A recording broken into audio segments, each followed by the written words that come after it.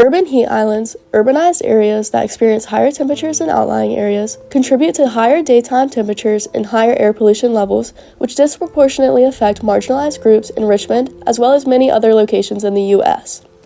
There are a few UN Sustainable Development Goals that fit into targeting urban heat islands.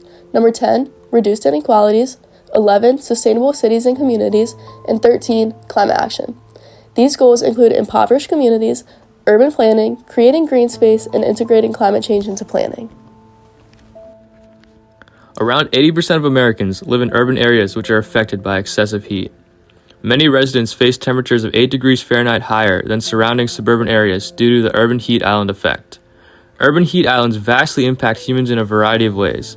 The high heat may lead to death and/or illnesses, including respiratory problems, heat cramps, heat exhaustion, and heat stroke.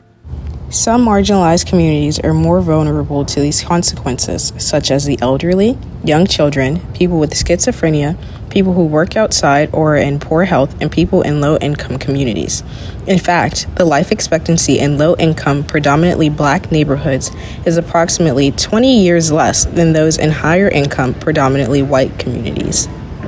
It's definitely a socioeconomic disease of people that have less resources. So if you live in a community that has access to air conditioning, access to help when your air conditioning goes out, you can go to a friend's house.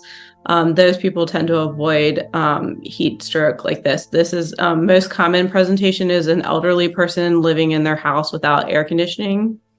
And then they get confused, so they don't realize how hot they are. So by the time someone finds them, they're, very extremely sick. The process of developing land for any kind of purpose is inherently worsening urban heat islands.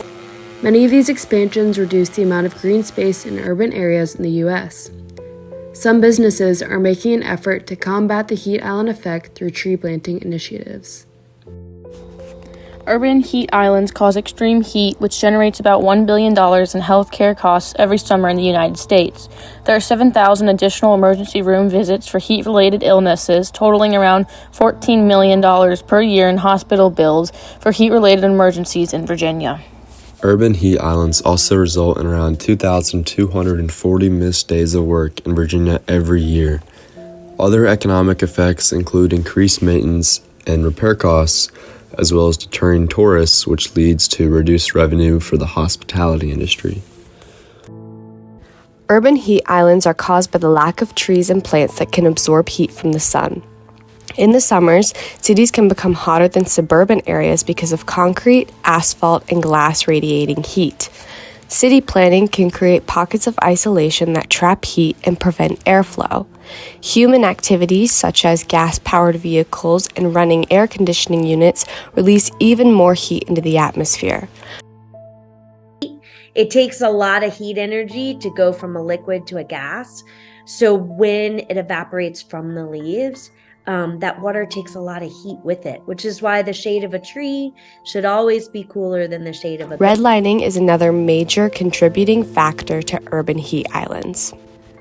Redlining was a discriminatory practice where the federal government marked neighborhoods with significant racial minority populations as undesirable and created a system where people of color could not access loans to improve their homes or move to a different house. There was efforts made to take away city parks and take away places where people could gather as a way to control these communities. Although housing discrimination is no longer protected by law, previously redlined areas also display the highest temperatures in summer due to a lack of green space. The majority of Americans suffer from the adverse effects of urban heat islands, and the U.S. cities of New York, Houston, Los Angeles, Dallas, and Chicago are the most affected by this phenomenon. The U.S. has a particular problem with urban heat islands as there are often many abandoned buildings and failed asphalt construction projects within cities.